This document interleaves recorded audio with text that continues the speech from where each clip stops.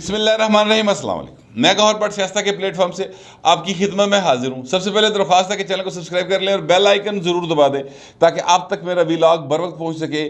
खबर यह है कि मियाँ नवाज शरीफ ने जंजीर अदल हिला दी है, जबकि इमरान खान पाकिस्तान दुश्मन एजेंडे पर अमल पैरा हैं। ये बात साबित हो गई, बाकायदा तौर पर साबित हो गई है।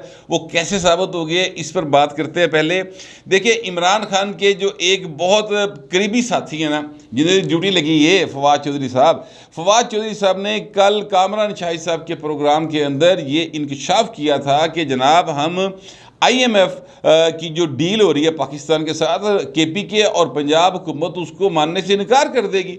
और ये गलत फहमी का शिकार है कि इमरान खान को ये पर इस तरह के मुकदमात दर्ज करेंगे तो हम आराम से बैठे रहेंगे, नहीं इलेक्शन कराना पड़ेगा। ये सर उनके अल्फाज थे। अब मैं आपसे अर्ज़ करूँ कि उसके बाद हुआ ये कि जनाब कल जो गुजरा, यानी जो कल रात थी, उस रात के अंदर जो अपना KPK गवर्नमेंट है, उन्होंने एक ख़त लिखा मिफ्ता इस्माइल साहब को। और मिफ्ता इस्माइल साहब को उन्होंने ख़त लिखा और उन्होंने कहा कि भाजी ਜਿਹੜੀਆਂ शरायत तुसी लाइयां साढ़े ते, जिस पर हमने साइन किए हैं, हम उन शरायत पर अमल नहीं कर सकते। आप IMF के जो प्रोग्राम लेने जा रहे हैं, हम उसका हिस्सा नहीं बनेंगे, लिहाजा साढ़े बेआफ्ते न रहना, जागते रहना। ये उस टोटल ख़त की गुफ्तगू है, यानी कि वो पाकिस्तान का एक अहम तरीन हिस्सा जो है, उसकी हुकूमत जो है वो ये कह रही है कि पाकिस्तान जो काम करेगा, इंटरनेशनली मुआहदा करेगा, फेडरल गवर्नमेंट करेगी। सूबा KPK जो है, खैबर पख्तूनख्वा जो है, उसको डिसोन कर रहा है। अब उसको लिखने के बाद उन्होंने बाकायदा मीडिया में जारी कर दिया, हर पासे रोला पै गया, खबर चल गई। फिर जनाब मैं आपसे अर्ज़ करूं कि मिफ्ता इस्माइल साहब को कल रात को बाकायदा ये सवाल हुआ जनाब शाहजेब खानज़ादा के प्रोग्राम में, और उनसे पूछा गया कि सर ये क्या मामला है, क्या आपने इनसे पहले निगोशिएट नहीं किया था, क्या आपने सूबों को एतमाद में नहीं लिया था? तो मिफ्ता इस्माइल साहब ने कहा कि जनाब इन्हों का लेटर मौजूद है, इन्होंने दस्तखत किए हुए हैं सारे माहदे के ऊपर, ये किस तरह से मुकर सकते हैं? और असल बात जो है ना सर, मैं आपसे अब अपनी अर्ज़ करने लगूँ कि ये पाकिस्तान दुश्मन एजेंडा है। इमरान खान जो है अपनी बोटी की खातर पूरे का पूरा बकरा ज़िबा करन टुरिया है कि मैनू वज़ीर आज़म बनाओ, किसी तरह मुझे वज़ीर आज़म बनाए, मेरे पे केस कर दिया, हाय मेरा शहबाज गिल फड़ लिया, हाय जनाब मेरा जमील फरूकी फड़ लिया, हाय जनाब मेरे घर दे बाहर पुलिस खिलारती। ये उसके मसले हैं। उसका मसला ये नहीं है कि पाकिस्तान जो है वो किस बुरी हालत में है, उसकी मैशत जो है वो वेंटिलेटर पर सांसें ले रही है। और ये सांसों तक लेके कौन आया? ये लेकर आया खुद इमरान अहमद खान नियाजी। लेकिन वो सारा कुछ बड़ी खूबसूरती से, बड़ी जादूगरी करके, फुल टाइम रंगबाजी करके, नौसरबाजी करके मुस्लिम लीग नून और उसके तहादियों पर डाल रहा है। और वो मज़े की बात यह है कि अगर मुस्लिम लीग नून वाले भी जड़े ना, वो भी उदा बयानियाँ बाय करना शुरू हो गए हैं, जबकि हकीकत इसके बिल्कुल बरक्स है सर। मैं सच्ची बात यह है, मैं इसको इमरान खान का पाकिस्तान के ख़िलाफ़ एक सीरियस इकदाम समझता हूँ कि इस पर तो बाकायदा तौर पर पाए ना इतने चंगा पर लेतर पोला होना चाहिए KPK गवर्नमेंट का कि तुसी हैगे की हो भाई, तुसी कर दे की पे हो। KPK गवर्नमेंट में जितना कोई फ्लड का एरिया है, वहाँ पर बाकायदा तौर पे फेडरल गवर्नमेंट की तरफ से इमदाद जो है उसका तयन कर दिया गया है, वहाँ पर इमदाद जा रही है, फेडरल गवर्नमेंट अपना पूरा हिस्सा डाल रही है। वो वक्री गल है कि इमरान खान जो ना वो एक कैट वॉक कर रहा है, टेंट लगा के दोवां पासे भाई चिट्टे रंग दे वो कैट वॉक कर रहे हैं, वो एक अलग बात है। मगर मैं कहना ये चाहता हूँ कि फेडरल गवर्नमेंट की तरफ से कोई ऐसा रवैया इख्तियार नहीं किया गया कि जनाब है साड़ी मुखालफ पार्टी की हुकूमत है, ऐसा कोई रवैया उन्होंने ने किया। फिर जो फवाद चौधरी साहब पहले मुखबरी फरमा गए हैं ना कि जनाब एक दिन पहले ही दस गया कि मतलब वो एक लतीफ़ा था ना कि अब्बा एक जी घट होना ही ठीक है, तो वो भाई इन्होंने दस दिया कि जी घट होना है, और जी घट हो गया कि जनाब लेटर लिखेंगे इमरान खान को, सर आपने मुकदमा दर्ज कर लिया, उसको तो इन्हें अदालत में तलब करवा लिया। जनाब इमरान खान कहता है कि इलेक्शन करवाओ, तो उस इलेक्शन नहीं करा रहे।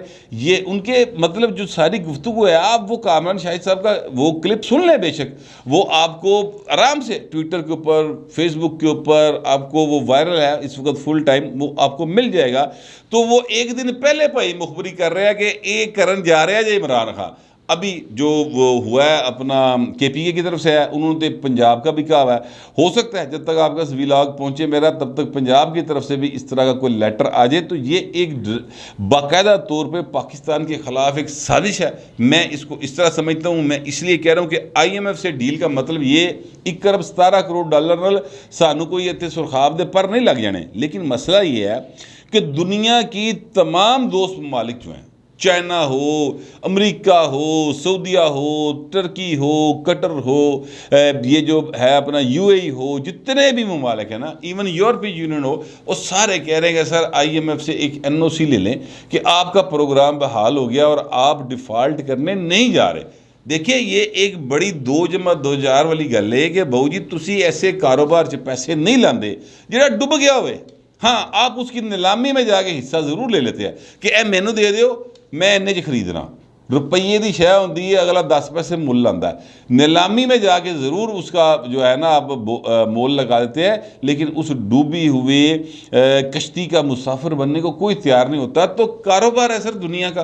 पैसा जो होता है उसकी अपनी एक वेलोसिटी होती है, सरमायादारों की अपनी एक सोच होती है, वो इस एतबार से चीज़ों को देखते हैं।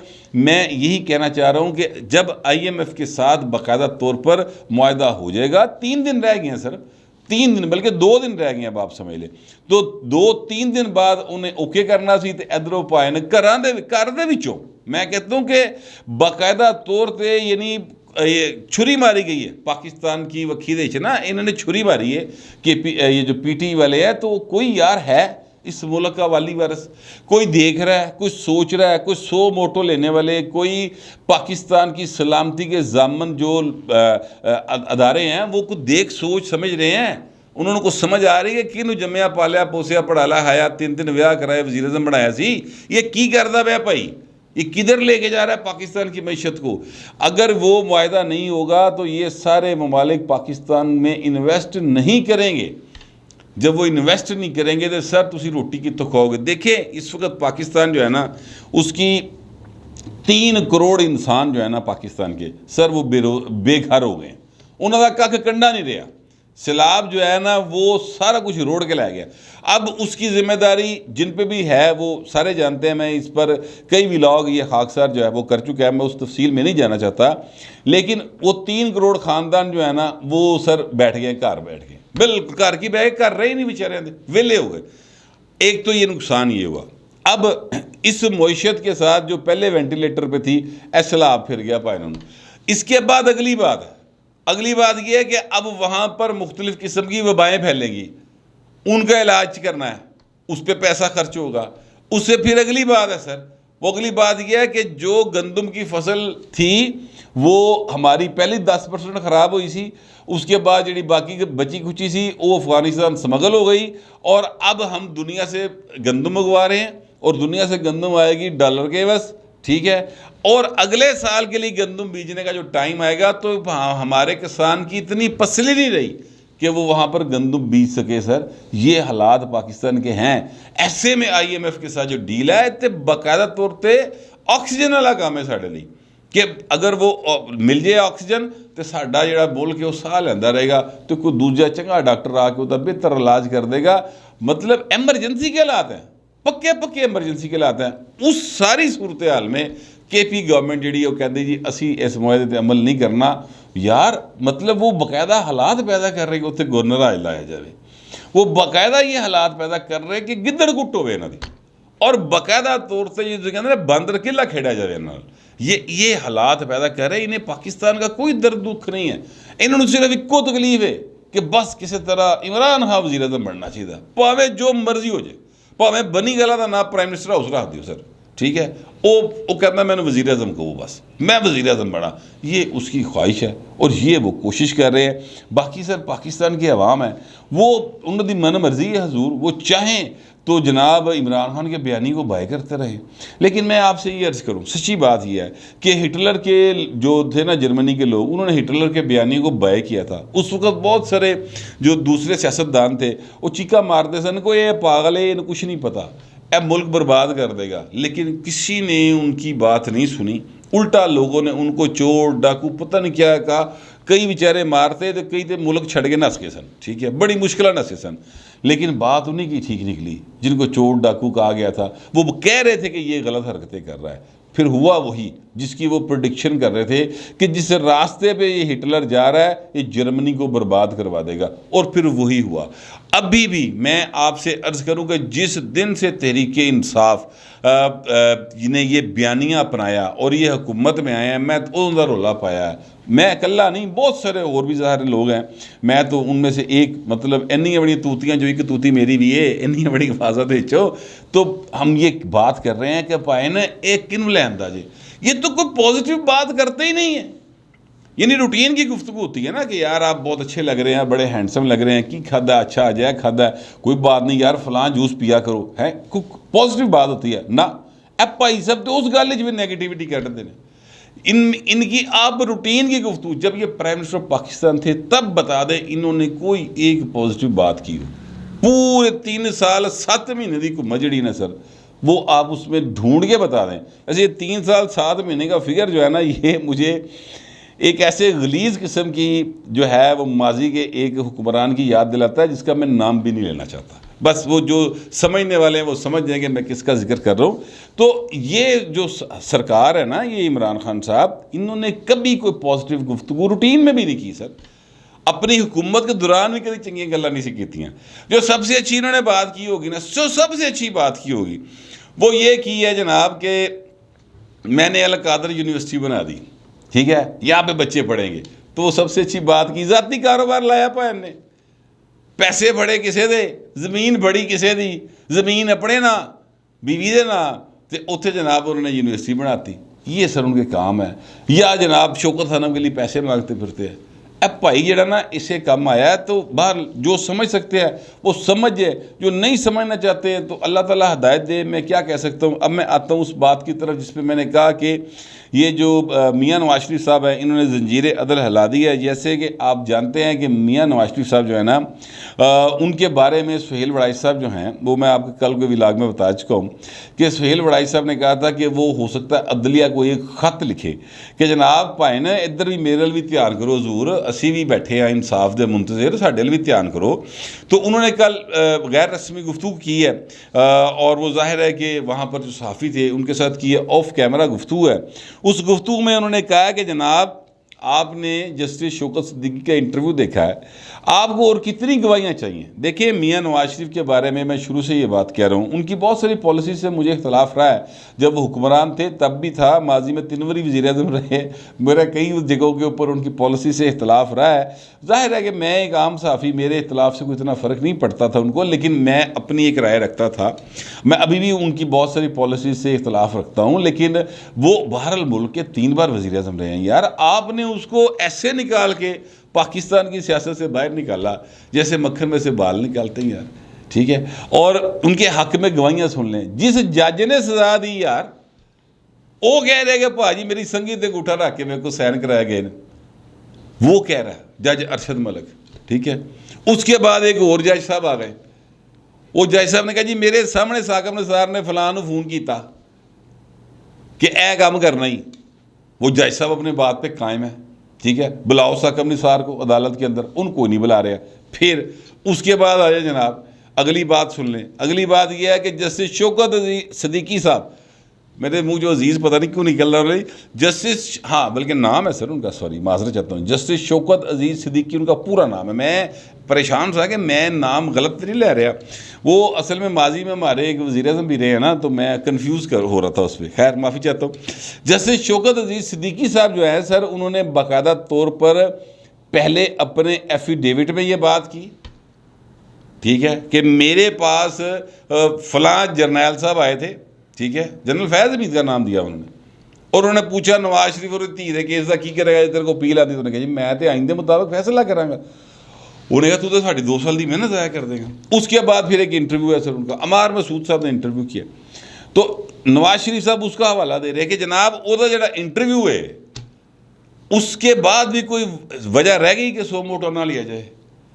और कितने शवाहद चाहिए कि नवाज शरीफ के हक में आपको कितने शवाहद चाहिए, कितनियाँ गवाहियाँ चाहिए। मियाँ साहब ये कह रहे हैं, ठीक है, ये 3 बार का साबिक वज़ीर आज़म है सर, तो चीका मारा कि मैनू इंसाफ दे दिओ।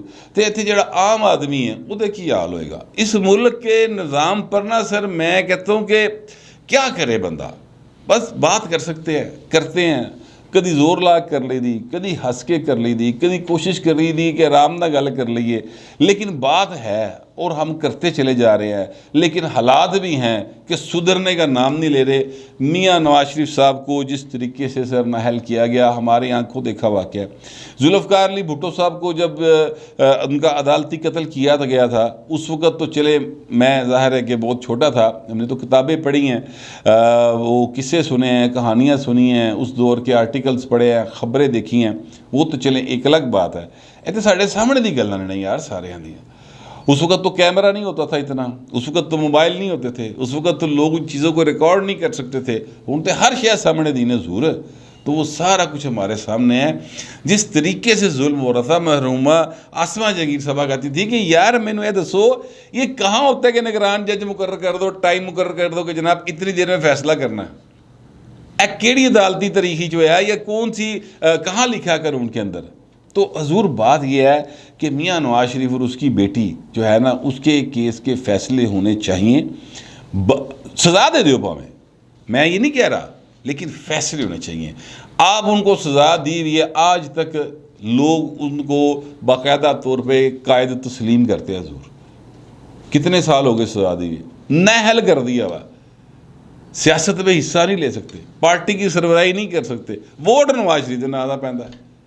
तो हजूर बात यह है कि सियासत के अपनी जो है ना वो कुछ दीगर मसाइल होते हैं जो कानून को समझ नहीं आते। ठीक है, बाहर मियाँ साहब ने जंजीर दल हिलाई है, अब देखते हैं कि उस जंजीर दल में से उनके लिए क्या निकलता है, इंसाफ निकलता है या साकिब निसार निकलता है। मतलब है कि या साकिब निसार वाला इंसाफ निकलता है या ये जो है ना ये वाला इंसाफ निकलता है, ये जो दुनिया जिसको इंसाफ कहती है या जिसको मियाँ नवाज शरीफ इंसाफ समझते हैं। तो मियाँ साहब जो है ना, अब वो जो सेल बड़ाई साहब ने बात की थी ना, हुण वो अदलिया दे उत्ते आ रहे हैं। एक्चुअली मियाँ साहब जो है वो चाहते ही है कि वो पाकिस्तान आएँ और यहाँ पर आकर पॉलिटिक्स करें, लेकिन वो पॉलिटिक्स करने के लिए पाकिस्तान आना चाहते हैं, जेल जाने के लिए नहीं आना चाहते। और यकीन कीजिएगा बग़ैर किसी लीगी लिबर्टी के कह रहा हूँ, मियाँ नवाज शरीफ हुए, आसिफ जरदारी हुए, मौलाना फजल रहमान हुए, इनकी बहुत सारी पॉलिसीज़ के साथ मेरा बहुत ज़्यादा इख्तलाफ है, लेकिन खुदा के लिए ये एक्सपीरियंस लोग हैं। इन्होंने पाकिस्तान को कई बार शदीद तरीन क्राइसिस से निकाला है, अब भी ये कोशिश कर रहे हैं। अगर हम अपनी पॉलिटिकल विजडम को इसी तरह कत्ल करते रहेंगे, पनामा जो कामा कट गए, ठीक है, तो सर फिर मुझे नहीं लगता कि पाकिस्तान की इकानमी IMF ना एक छड़ के 10 मुआहदे कर लवो, सारी दुनिया ताड़ी इमदाद करती रहे, पाकिस्तान की इकानमी नहीं ठीक होगी, पॉलिटिकल हालात ठीक नहीं होंगे और पाकिस्तान जो है ना उहदे अवाम ऐसे तरह बेचारे पिसे रहेंगे जैसे कि इस वक्त सैलाब ज़दगान पिसे हुए हैं। बहरहाल अल्लाह ताला हम सबको हिदायत दे। मेरे जो ख़यालात थे और जो मेरे पास ख़बरें थी वो मैंने आपको पहुँचा दी है। आप दोस्तों से दरख्वास्त यह है कि कमेंट ज़रूर कीजिएगा, मगर ज़रा तहज़ीब के साथ। फिलहाल इतना ही, मिलते हैं अगले व्लॉग में।